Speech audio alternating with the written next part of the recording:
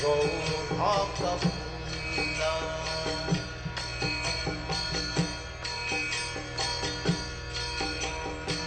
Shri Krishna Chaitanya Prabhu Nityananda Shri Advaita Gadadhara Srivasadi Gaurabhakta.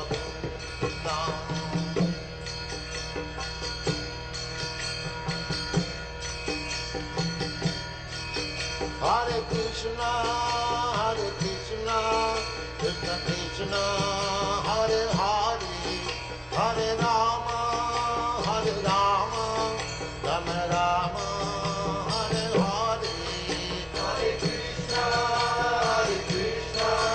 Krishna Krishna, Hare Hare, Hare Rama,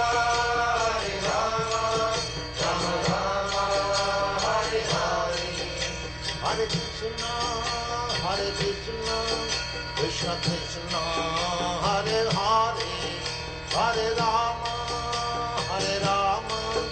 Rama Rama, Hare Hare.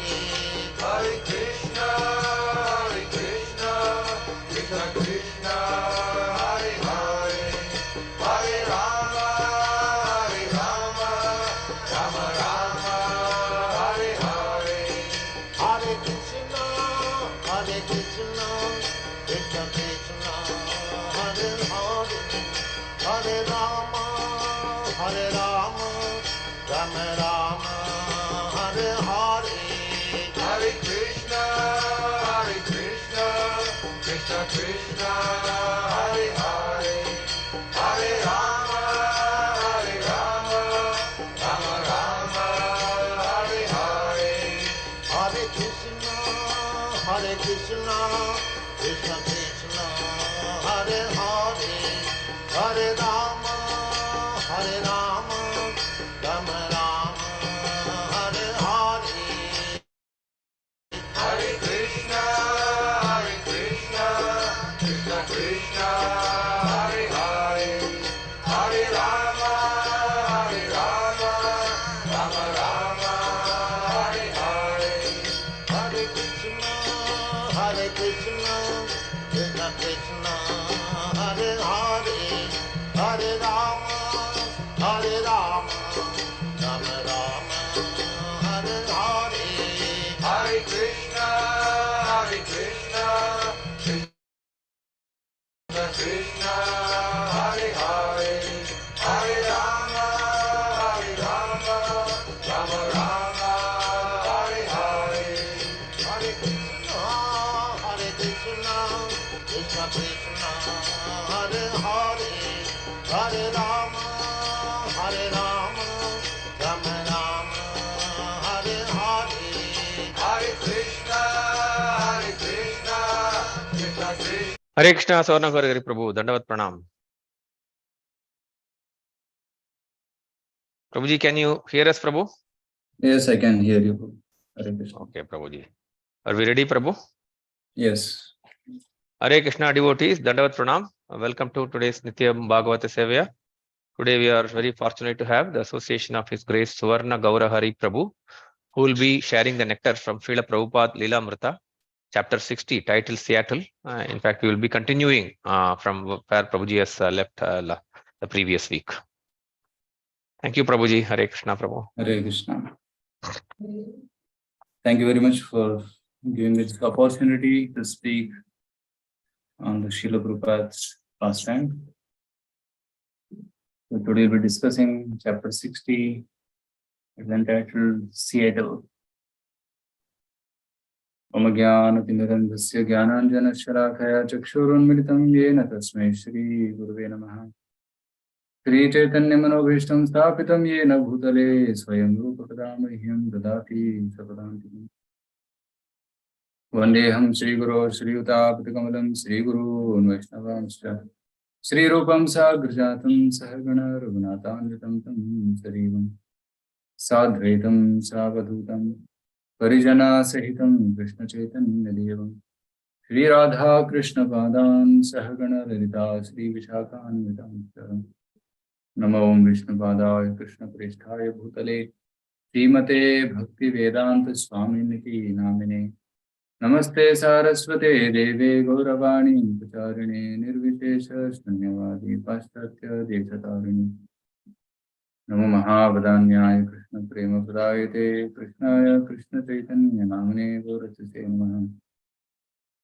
He Krishna Karuna Sindho Dinabandho Jagatpate Gopesha Gopika Kanta Radha Kanta Namaste Uttakanchana Gaurangi Radhe Vrindavaneshwari Vrishabhanusute Devi Pranamami Haripurim Vanchakalpatarubhyascha Kripa Sindhubhya eva cha Patitanam Pavanebhyo Vaishnavebhyo Namo Namaha.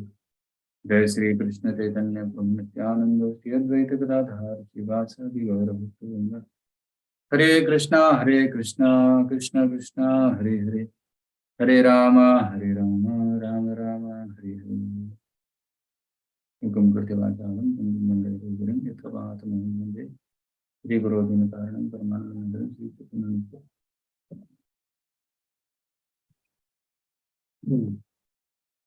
Hare Krishna. So Srila Prabhupada is in Seattle, the west coast of America, and it is 1968.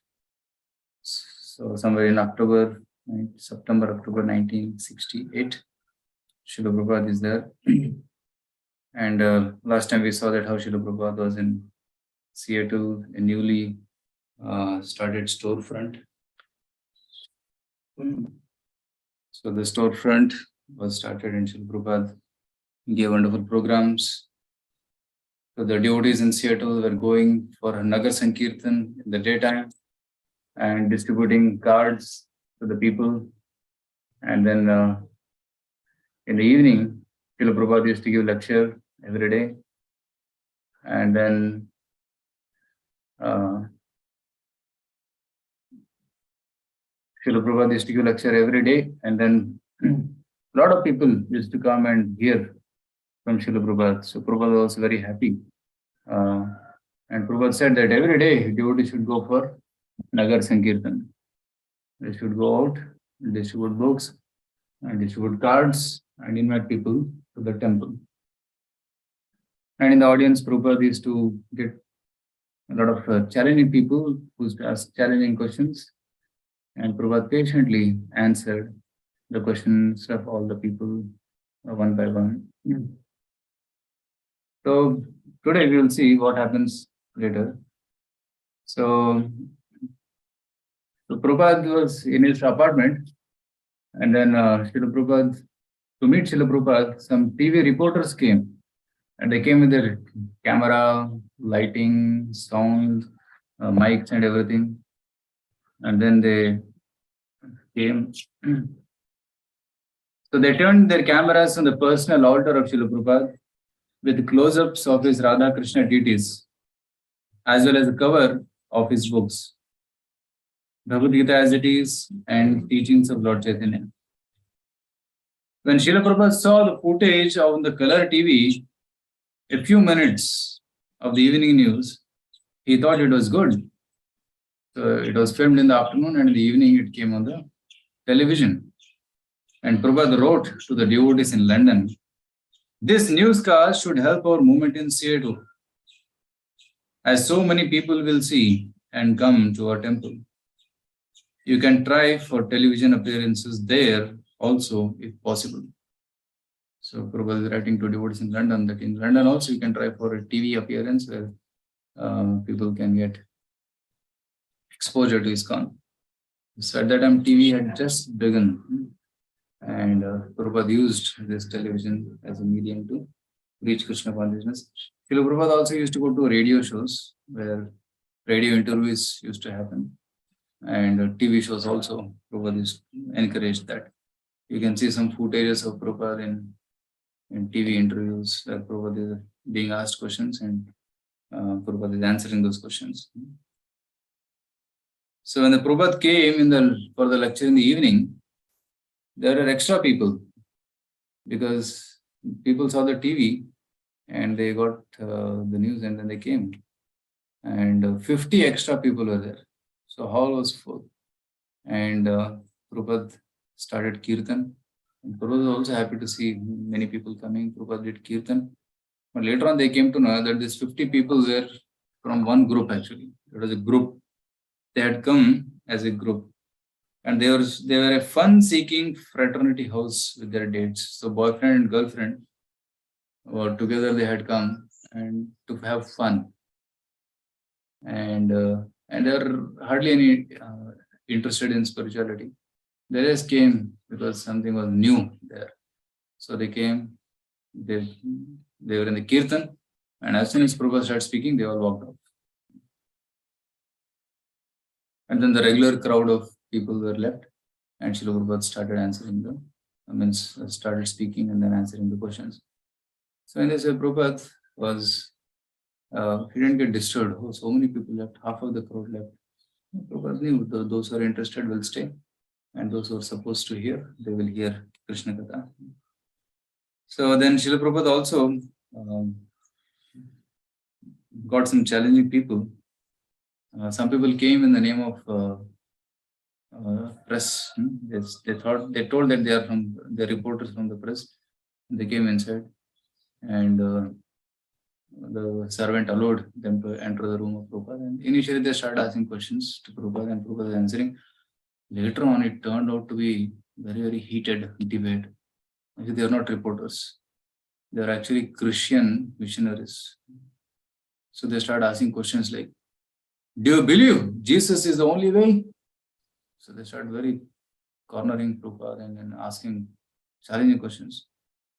So then Prabhupada replied, do you believe that God is limited or unlimited? And they said, unlimited.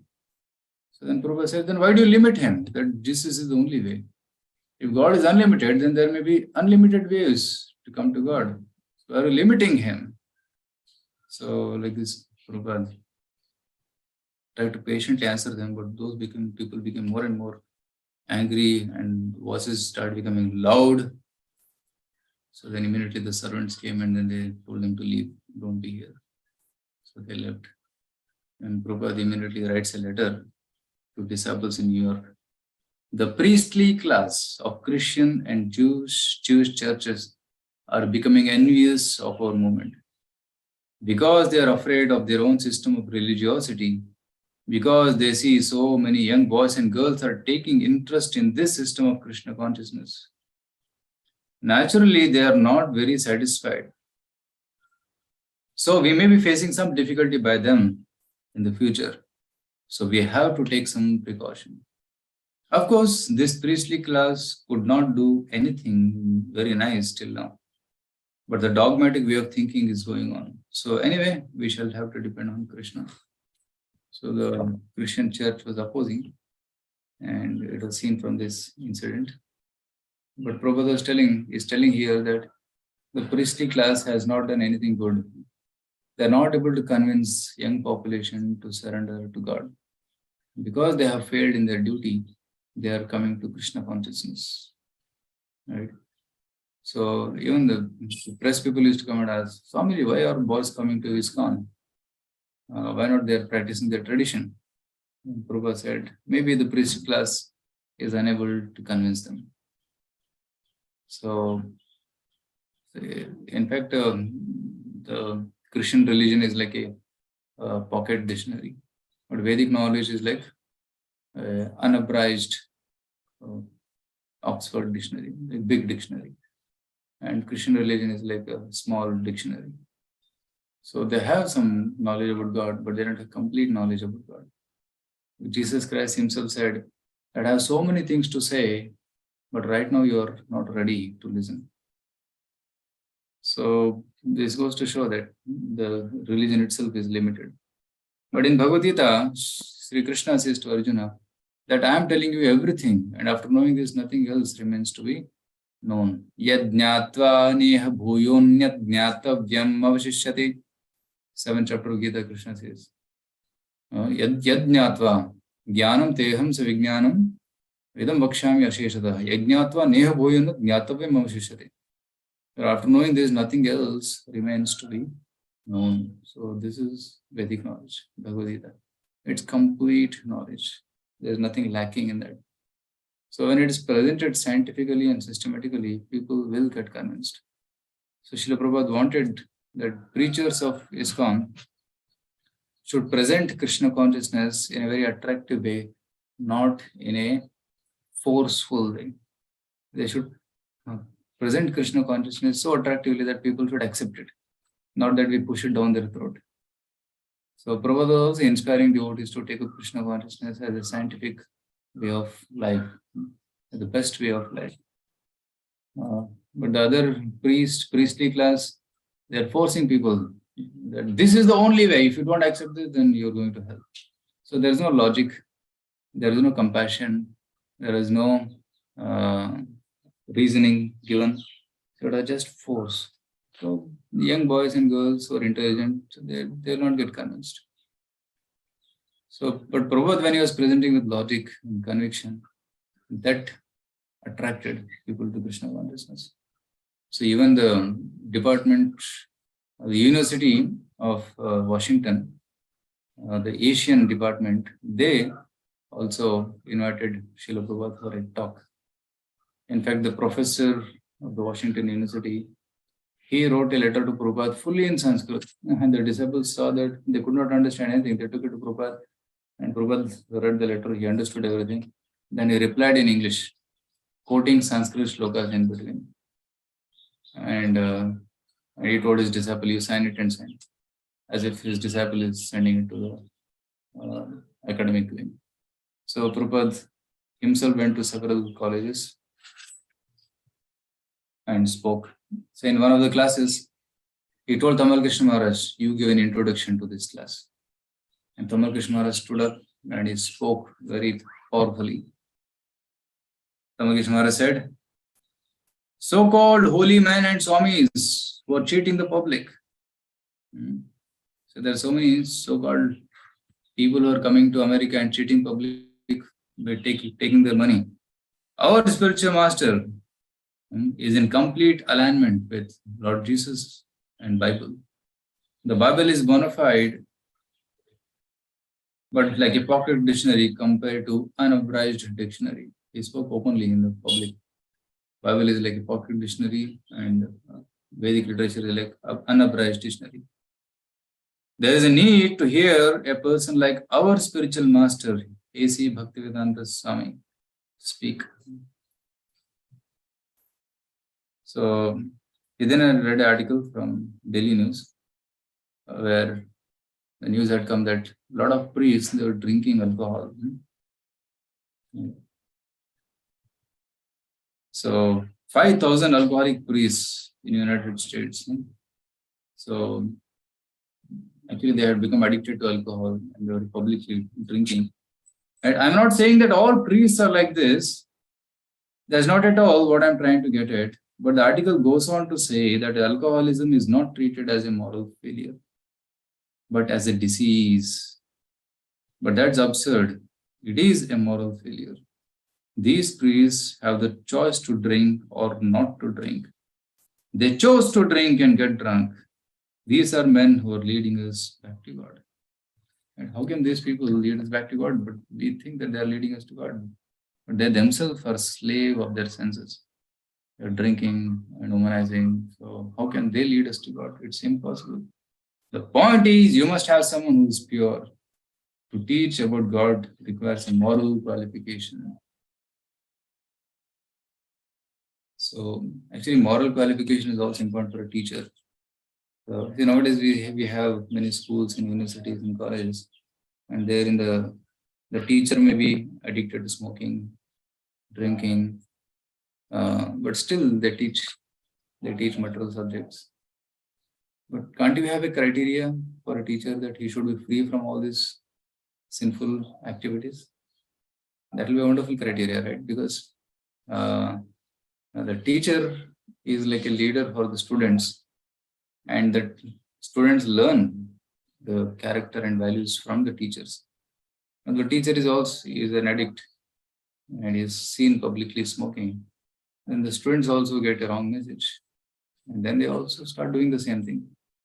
Even if there are very good students, they don't want to do these sinful activities. They lose respect for the teacher, right? And they'll lose respect for all the teachers because they may think that everybody is like this. So Yadyad Achariti Shreshtaha. So the teacher should be beyond any sin.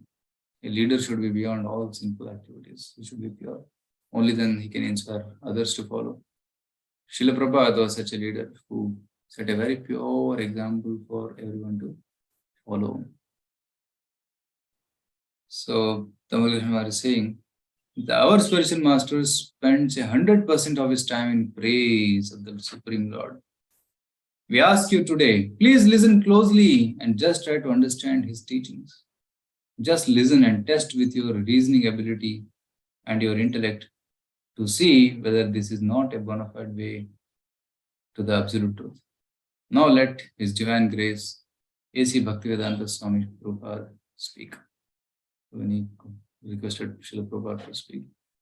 So this is a very powerful introduction. So we can also learn that when we want to have any program and we have some Swami or very senior devotees coming and speaking, they should be introduced properly. When they're introduced properly, then the audience opens their ears and hearts to listen to them. So imagine very good speaker is coming, but he is not introduced properly. Then people don't know who is he. So they may not listen to the message very attentively. So Tamal Krishna Maharaj gave a powerful introduction and said that how Srila Prabhupada is so special and so pure. And then people listened attentively. And when Prabhupada started speaking, he chanted the prayers and then he started speaking that how if human society doesn't take to God consciousness, then it will be doomed. And Prabhupada told the example of a rat. A rat was afraid of a cat. So the rat went to a sage and he said, "Oh sage, please protect me." I think you might have seen, there is one video of Srila Prabhupada, Punar Mushika Bhavaha. So, in that video, Prabhupada, I'm just searching it.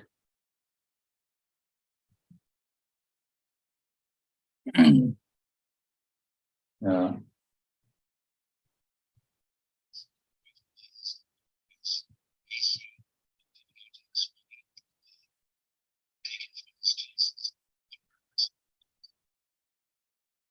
Well, there is a story, very nice story. One rat, a mouse, he came to a saintly person. Everyone comes to saintly person for some blessing. You see, real blessing they don't want, some material blessing. Real blessing, Krishna, they don't want. If you give him some blessing that you become very rich man and these are, they are very much pleased. So this mouse also came and begged the saintly person, "Sir, I am in difficulty. If you give me some blessings." Now what is that? Now, the cat chases after me always. I am very unhappy. So what do you want? Now if you make me a cat, then I can get relief from this. All right, you become cat. So he became cat. So after a few days again he comes. "Sir, again I am in trouble." What is that? The dog is chasing. All right, then what do you want? Nah, make me a tiger.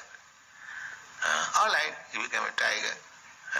So when he became a tiger, he was staring on the saintly person like this. So he asked, "Why you are staring upon me? You want to eat me?" "Yes." So he again said, "Punar Musika," again you become mouse. So that is our position. We are advanced in civilization. Now we want to kill God. So we are again going to be uncivilized, to remain in the forest and to remain naked. Actually they are practicing the nature's life. So again we are going to be aborigines. And that is being practiced. They are going to the forest, they remain naked. So actually, Punar Musika Bhava, again become mouse. This is animalistic civilization. Nature gave us the opportunity to realize God. But God, realization is meant for human being. The human being, if he does not realize God, he is simply engaged in animalistic way of life, eating, sleeping, mating, then nature will tell him, all right, sir, again become a Punar Musika Bhava. Again become a mouse. Hope you have liked this video. Please comment, like and subscribe. Yeah. So it's Puna Mushika Bhava. So in this way, Prabhupada told very nice story, and he was telling people that how we have to become God conscious. We have to add God into our life. Prabhupada also said that nowadays people are going underground. So they're making tunnels, they're staying underground. So there's like a rat. Rat stays underground. So he became a rat again.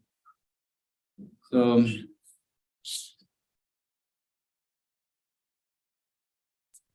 of course, Prabhupada gave a very long, nice lecture, and then. So I do not wish to take much of your time.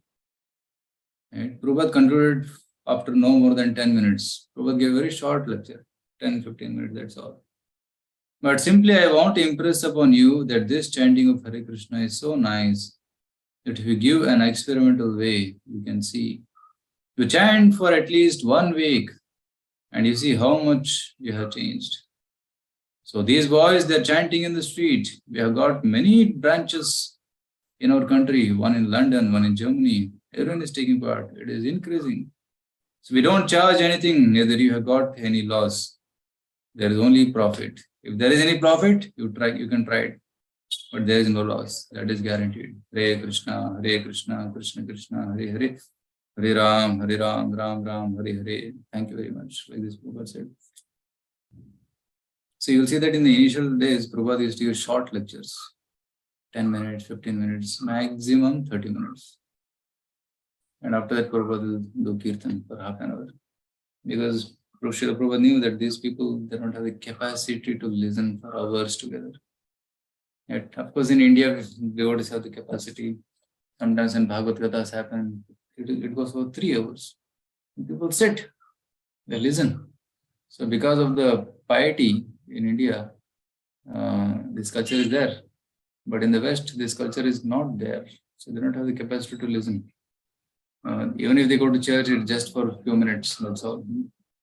Right? I was in one place where we have our center, youth center. So nearby, a church has come up, a big church has come up. And I see that in that road only, there are 3 churches opened up in this area, Udupi, Manipal, ahead that area. So, and I think that a whole week, the doors of the church are closed. Nobody comes there. Whole week, literally. Monday, Tuesday, Wednesday, Thursday, Friday, Saturday. 6 days it is closed. Only on Sunday morning till afternoon it is open. And people come. People come. A lot of cars stand and people go inside. They I don't know what they do. They go maybe sing some songs and prayers and then come back. So it is just a Sunday church. Right? And they have a big church only for Sunday. And rest of the week nothing happens. So this is only Sunday religion, Sunday church. But then I was thinking, what is our culture? Nityam Bhagavata Sevaya, daily church. Ours is a daily business, not only weekly once business. So we have to have regular habit of reading and hearing Srimad Bhagavatam. So Prabhupada is telling that these people, they don't have capacity to hear a lot. So just give a short message and make people chant Hare Krishna. So in this way, some people, in this way in Seattle, preaching was growing, and Prabhupada stayed for 1 month. And in 1 month, many people became serious, and Prabhupada had an initiation ceremony. Actually, he initiated those people who were chanting for 6 months, 16 rounds. So that was the criteria at that time. Nowadays, it is at least 1 year chanting 16 rounds. So Prabhupada initiated some of the disciples. And when Prabhupada was chanting the mantras during initiation and doing yajna, one offensive lady was there. She was from a yoga club. And she started challenging Prabhupada. Prabhupada had not even completed the mantras. And she came and asked, Swamiji, I want to talk to you. And Prabhupada said, let's talk later. Let's finish this ceremony first. No, why are you sitting on a high seat? And all of us are sitting down, you're sitting on a high seat. What is this? That's all right, we'll talk later. So Prabhupada was trying to patient. Why does everyone bow down to you? God is everywhere. Why they are bowing down to you? Are you God? Prabhupada said, let's talk later. Let's chant Hare Krishna now. So Prabhupada told his disciples, chant Hare Krishna. There was roaring kirtan, loud kirtan. And she was silenced and she went out of the room. And then after the kirtan, Prabhupada wanted to see that girl. The ceremony was over, he was free. So he would call her and she was not to be seen inside. Then they saw that outside, she was talking to another devotee, Mataji. Her name was Joy. She was 1 month old. And she was, and that lady was talking to her. And she was confusing her that God has no form, God is impersonal. You should not offer obeisances to Swamiji. And hearing these talks, that Mataji started crying only because she could not tolerate hearing the offenses against pure devotee, Srila Prabhupada. So, and then devotees went there and then told that Prabhupada is calling. So that lady came and then, so it said here. So, the yogini was trying to revive Joy's old interest in impersonal yoga and was criticizing Prabhupada. Although Joy had cried when Prabhupada was blasphemed, she became confused hearing the yogini speak impersonal anti-devotional philosophy. So she was upset hearing the anti-devotional philosophy. So as Prabhupada was leaving Seattle temple to go to his apartment, that lady came and stopped Prabhupada. No one should bow down because everyone is God. Nobody should bow down. I am God. Why I should bow down to you? It's not good, right? Prabhupada became angry. He looked at her with staring eyes and very angry. She got a little,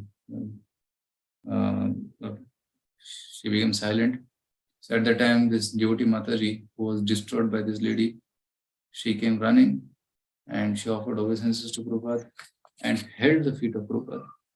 And she was crying. So, and she put,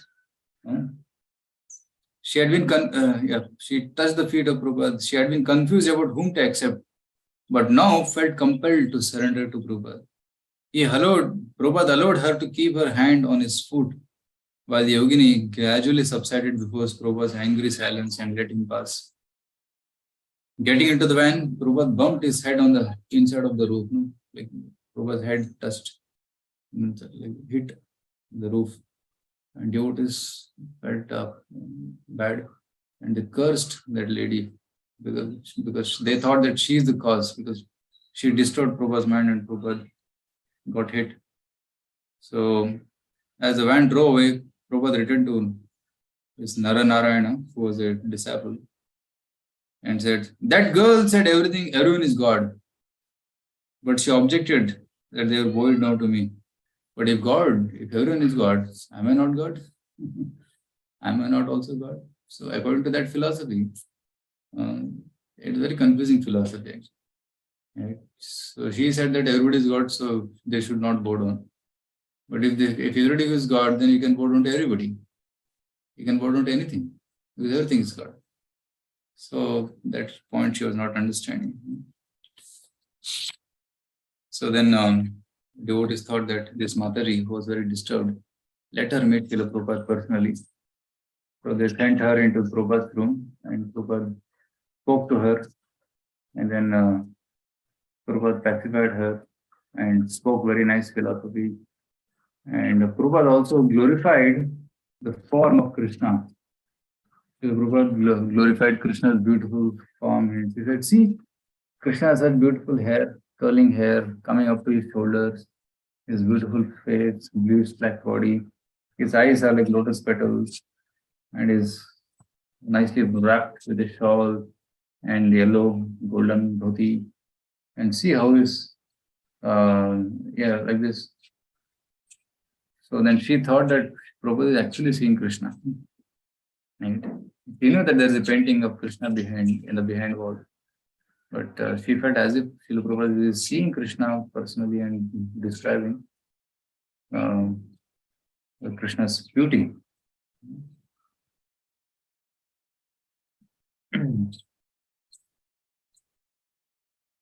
So, of course, there are many things which happen then. And yeah. There was another disciple called Naranarayana. He was also serving Srila Prabhupada in Seattle. And Naranarayana, he was also very eager to serve. And then he got a chance to be with Prabhupada alone in the room. And sometimes when they're alone, devotees become nervous because sometimes they can't hear what Prabhupada is telling because they're so excited seeing Srila Prabhupada that they could not hear. Even this Mataji who went into Prabhupada's room, she said that Prabhupada was speaking something that I could not understand. And Govinda Dasi Mataji had to come and explain what Prabhupada is telling. Because she was so overwhelmed seeing Prabhupada, and it is said that she felt as if Prabhupada is glowing so brightly that she could not hear what Srila Prabhupada was speaking. So, and in this way, devotees felt more and more attached to Srila Prabhupada.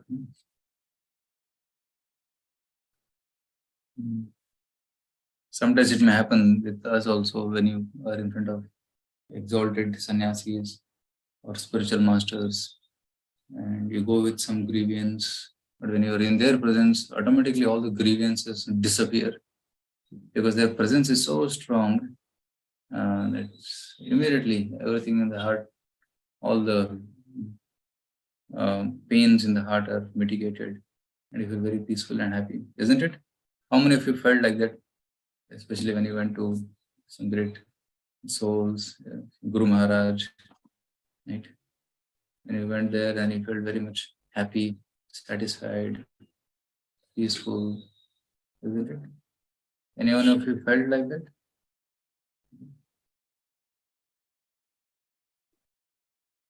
Yeah. So yes, devotees are raising their hands. Right. So this is the presence of this is the power of a pure devotee. So that in his presence we immediately become pure and pacified.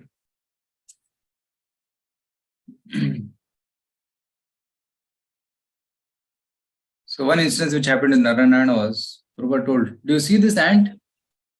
And Narayana tried to search where is the ant, he could not see this. Here. So Prabhupada put his thumb and said, here. See this here. So then Prabhupada, and he saw, yes, Prabhupada. So we should think that our goal should be how to make this ant Krishna conscious. How to make this ant Krishna conscious. So we should go to this ant and we should lean down. Okay. We should lean down and say, chant Hare Krishna, Krishna, Krishna Krishna, Hare Ram, Ram Ram, Hare Hare. Okay. And if you chant, tell the ant to chant, and if you give some Krishna prasadam for it to eat, then our whole movement will be a success. Oh, like Prabhupada said, people thought, preach to humans, then mission will be successful. Oh, Prabhupada is saying you should preach to the ant also. So who knows, next life this ant may become a pure devotee and become one of the leaders in ISKCON. I was completely impressed by the statement because I understood even though Srila Prabhupada always had big schemes for a big ISKCON world, yet his heart was always lined with these small items. And this was so wonderful. If one person hears Hare Krishna, then it is worth the whole effort. So even if an ant hears Hare Krishna, that's worth it. So Prabhupada was in that consciousness. So in this way, Prabhupada was in Seattle, and then he made a plan to move from Seattle because he had to go into Montreal to revive his visa and then apply for permanent residency anyways, so Prabhupada is to cross boundary of the country, go to Canada, and then come back to America. So many times Prabhupada did like this, going to Montreal, coming back to America, go to Montreal, come back to America. So Prabhupada gave a lecture, the last lecture in Seattle before leaving. And after the lecture, Prabhupada left the temple hall, and devotees in the temple, they drank milk, and they're about to go to bed. And then at that time, they saw Prabhupada coming inside. And they again got up, and then they sat, and Prabhupada sat on the Vyasasans, and then told everybody to sit. So they all sat.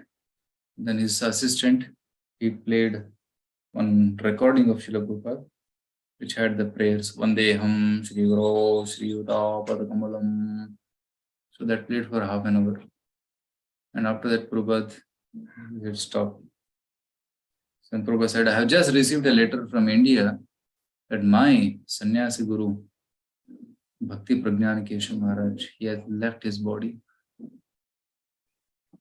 So then Prabhupada said that he was my spiritual master, means sannyasa, spiritual master, from whom I took sannyas, because a sannyasi is supposed to take sannyas from another sannyasi. So, and he said that how my Guru Maharaj was telling me again and again, take sannyas, take sannyas, take sannyas. But I was not very confident. In fact, I was afraid that how can he leave home and take sannyas? So I was very fearful. But this God-brother of mine, he gave me conviction and he forced me to take sannyas. Although I was unwilling, my friend, he forced me to take sannyas. So I left my home of 3 children, but now I got 300 children. And they're all so wonderful and so dedicated to me. So Prabhupada expresses gratitude to Bhakti Pragyana Keshav Maharaj. And then he said that today we are going to pass a resolution. We are going to send a resolution to India. So I have written this letter glorifying my sannyasi guru. So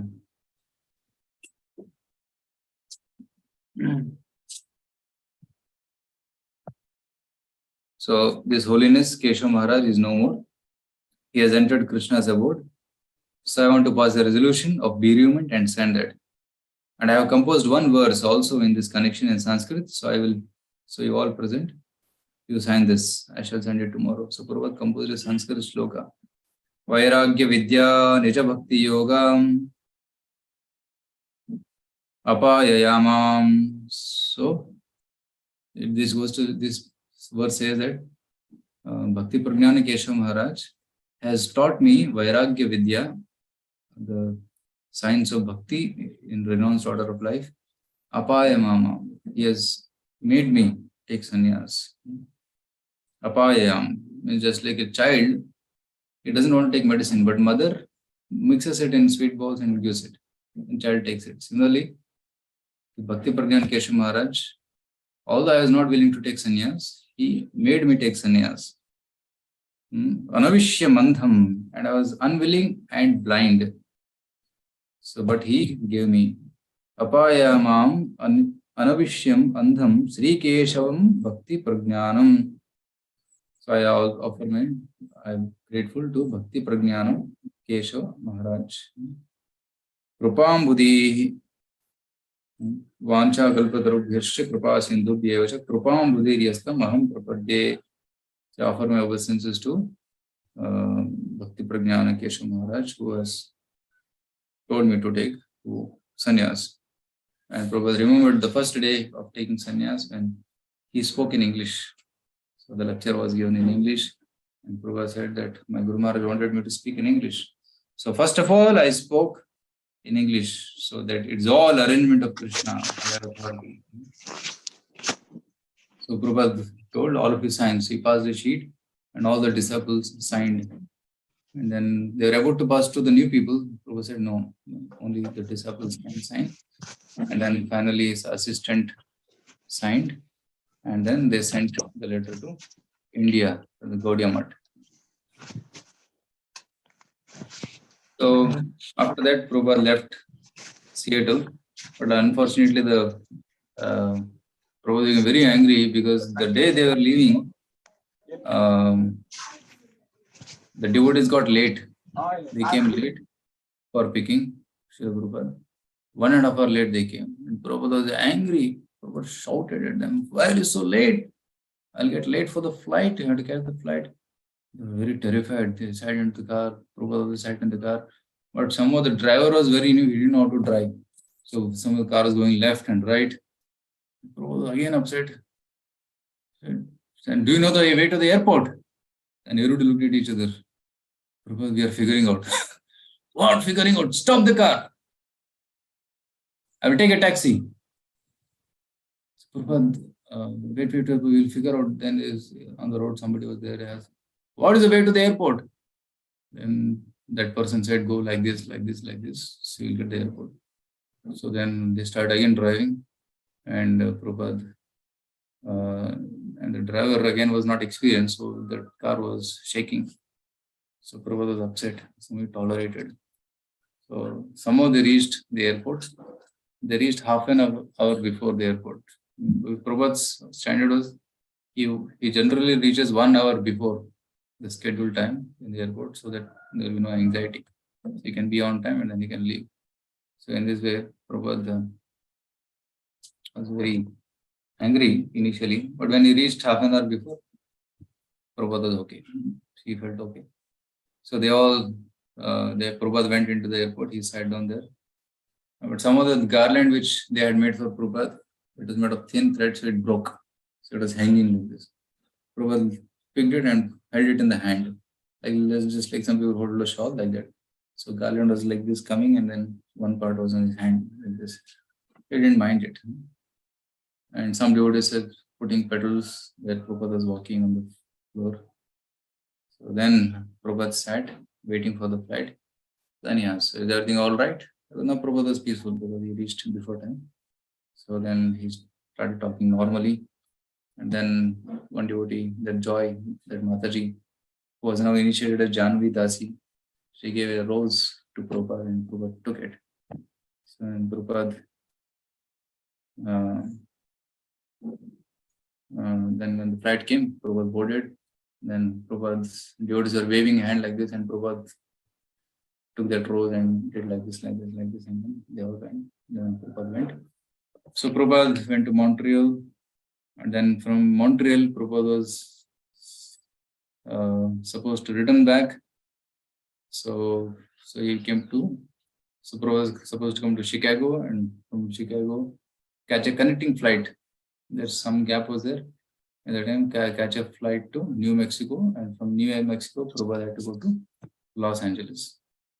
So, and Prabhupada was traveling alone because devotees could not afford a lot of money, so they could not send assistants. So Prabhupada went alone, and he had his luggage, and Prabhupada got down in Chicago, and then Prabhupada he had to find out where is the gate for the next flight. So he saw the flight number and he saw the gate number, and Prabhupada hurriedly went to that gate, and there was a staircase for entering into that to go to that gate. And Prabhupada was climbing down the stairs. Somehow Prabhupada tripped. He fell. His luggage fell, and Prabhupada fell several stairs. Prabhupada rolled, and Prabhupada fell, and there was bruises on his body. He got cut actually. His hand had a cut, and Prabhupada, and one nice person. Although so many people are going and coming, so one person stopped and he lifted Swamiji, and then he got his luggage and gave to Prabhupada. Then he asked, "Are you all right?" And Prabhupada said, "I'm all right. I can manage on my own." So I had not read this past time. First time I read this, I was like touched because I never heard this, how Prabhupada left it. Right. And then when Prabhupada came, he boarded the flight, and when the flight he saw that flight to New Mexico, he saw that his hand was cut. Blood was there, but then blood has got dried up. It has got bleeding had stopped. So when Prabhupada came,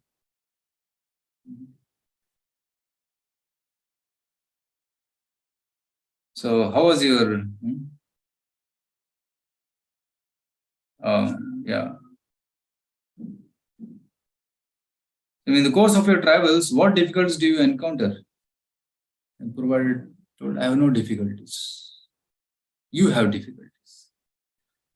Yes, Prabhupada never considered these things as difficulties. He considered to be part of Krishna's service. So, because he was depending on Krishna, he had no problems. He felt there are no problems.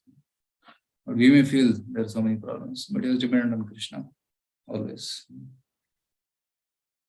So, best Prabhupada quoted Prahlad Maharaj that how in this material world I don't feel any difficulty because I'm always remembering Krishna. Tad virekayana mahamrata magna chitta. So as long as you remember Krishna, there is no difficulty. So then Prabhupada came to Santa Fe, Albuquerque airport, and Prabhupada landed there, and two devotees had come to pick up the temple president, Harinam Prabhu, and Govinda Dasi Mataji. They had come to pick up Prabhupada. And when Prabhupada landed at the airport, Govinda Dasi said, Prabhupada, this temple has no money. We can't stay here. So we have to go to Los Angeles. There's no way. And Prabhupada was shocked. You called me here and then you say you cannot stay here. Temple cannot afford. And temple president is also there. So then why did you ask me to come here? Prabhupada said. So then, but I cannot stay here. I need one night I have to spend because there is no flight. So when Govindasi went searching for some hotel room and she could not find anywhere, she came back and started crying. Prabhupada, sorry, I could not find any place which we can afford, very costly. And Prabhupada said, what should you do? And temple president said, let's go to our temple. Although we don't have much facility, but let's go. So the temple president drove the car. His name was Harinam Prabhu. So we went to the temple. It was 1.5 hour drive.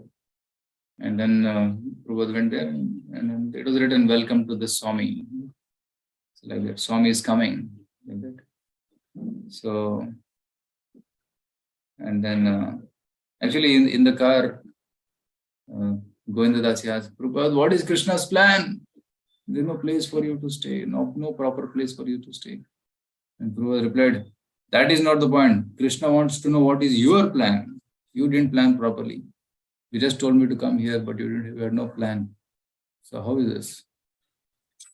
So they brought Prabhupada to the temple, and then there was a small room. Prabhupada entered that room. The temple president said, Prabhupada, this is the place we have. Not much there. So Prabhupada saw there is only one mat on the ground. There is no pillow. There is no table. There is no sitting place. Nothing. It was just empty. So what Prabhupada did, he opened his suitcase, put his books and made it into a table. Hare Krishna. And but Prabhupada had told them, this is nice room, I'll stay here. But Prabhupada there's not much convenience there. So Prabhupada had brought some bag with laddus and kachoris, and he distributed all the kachoris and laddus to devotees and new visitors. And some people liked this laddu very much. So Prabhupada said, Krishna is the supreme personal Godhead who is playing with the cowherd boys. So he started talking about Krishna. And this place, New Mexico, was very cold. The reason Govinda Dasi told that Prabhupada don't come here because weather was not proper, because she herself fell sick. And she thought that if Prabhupada comes here, he may also fall sick. So she wanted to avoid Prabhupada coming there so that his health will be good. And then Prabhupada got to know this. Then she said, Govinda Dasi, she's always sick. And she thinks that I'll become sick. But it's not that like that. So I can go anywhere to preach Krishna consciousness. Like this, he told his servant who was serving Srila Prabhupada. So, and Prabhupada arranged, and in the night, Prabhupada could not get sleep. Right? Prabhupada was unable to sleep that night because of the glare from the street lamp. So light of the street lamp was coming inside the room and it was disturbing Prabhupada. So Prabhupada sat up. Then he took his pen. Then he started writing. So he wrote with a pen and was writing. And at 4 o'clock, there was a bell next to him, and Prabhupada ring the bell. Ding, ding, ding, ding, ding, ding. So then his assistant came, he was just awake from sleep. And then he said, yes, Prabhupada, it's 4 o'clock, it's time for you to get up. You should not sleep later than 4 o'clock. So get up and chant now. So, yes, Prabhupada. So he went, got ready, and came back again to Prabhupada's room and sat. And Prabhupada looked at him and said, you did not offer obeisances. Sorry, Prabhupada, he offered obeisances. And then said, yeah, this is the way. Right? So that's all right. It is just for practice. I'm telling you to offer obeisances. And Prabhupada said, why have you brought me to Santa Fe? And then told me to leave. He said, why did you call me to Santa, this place, and you were telling me to leave? So Prabhupada, actually it is temple president who called. Yeah, why did you call me? If there is no arrangement, no programs planned, why did you call me? So actually Govinda Dasi said that you should not come here because it is not good for health. Right?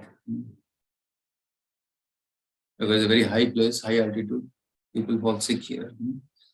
Govinda Dasi will always be sick. She will be sick in heaven also. So like that Prabhupada said. So then and the assistant said, so they will think that Swamiji will come here and die. There are so many people living, you see, so many people living and walking here. How are they surviving? I can also survive. So in this way, Prabhupada challenged the devotees there. Of course, it was very cold. They put heaters in the room so that the room can become warm and comfortable to Srila Prabhupada. And Prabhupada was telling us to turn on the stoves. Right? Then he told, after it being very hot, then he said, shut down one of the stoves. So like this, Prabhupada was maintaining good heat in the room so that he can continue service. So that night, about 40 guests came to the temple. It was a big number than usual. The audience was almost entirely young couples, and Prabhupada talked about Radha and Krishna in a way that seemed most fitting. Radharani is the most beautiful girl and Krishna is the most beautiful boy. And he explained that Radha and Krishna are the perfection of the conjugal relationship. And when that same conjugal relationship is exhibited in the conditioned souls, in the material world, it is only a perverted reflection. The original love is between Radha and Krishna. Perverted love is between man and woman. So Prabhupada gave a nice lecture. And after the lecture, one of the audience, they requested, please come to our yoga club. You can give a talk there. And Prabhupada looked at the president and said, they're calling, we should go.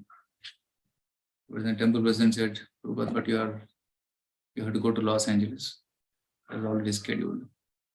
And Prabhupada said, okay. So in this way, the episode in Seattle ends.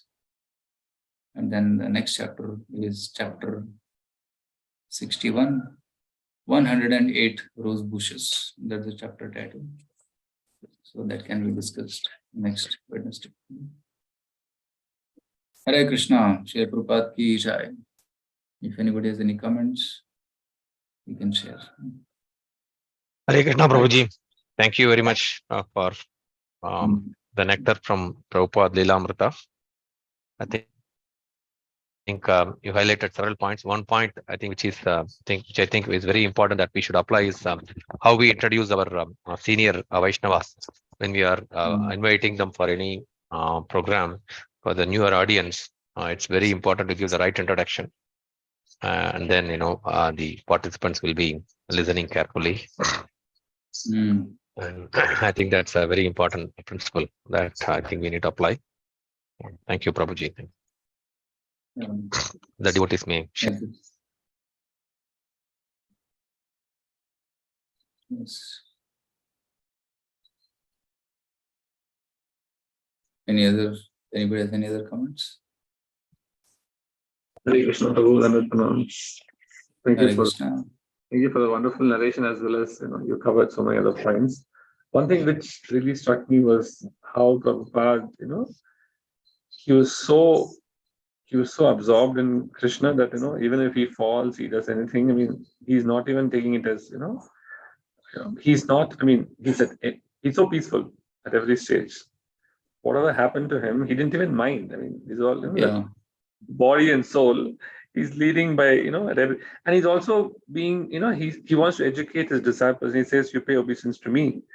And he's saying, make it a practice. So, it's height of humility. What you actually see here is, it's really amazing. Thank you, Prabhu. Thank you for sharing these teachings. Yes, Prabhu. It's always dependent on Krishna.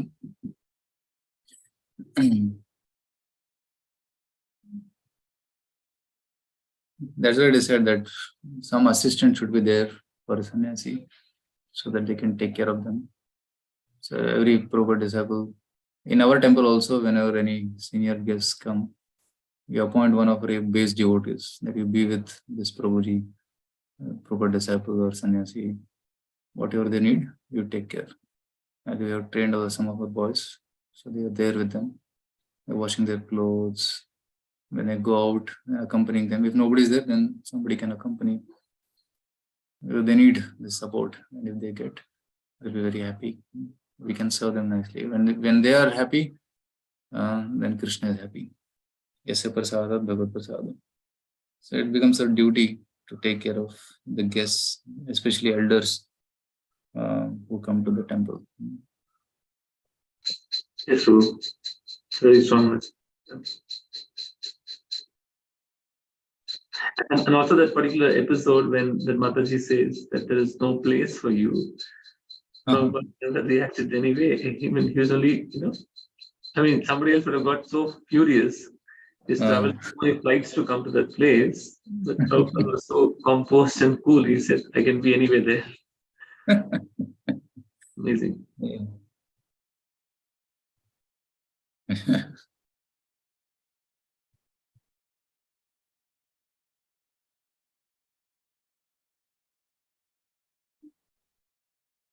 Hare Krishna. Hare Krishna. Any other comments from any other devotee? Yeah, I think we can end today's session, Prabhuji. Thank you, Prabhuji. Thank you for sharing the nectar. And we'll end today's session with Vaishnava Pranam. Vancha kalpatarubhyasya kripa sindhubhyacha patitanam pavanebhyo vaishnavebhyo namo namaha. Srila Prabhupada Lilamrtha ki jai. Granthara Srimad Bhagavatam ki jai. Jagat Guru Srila Prabhupada ki jai. Jai Gaur Premanande. Hari Hari. Thank you again, Prabhu. Hare Krishna devotees. I will end the Zoom session. Hare Krishna.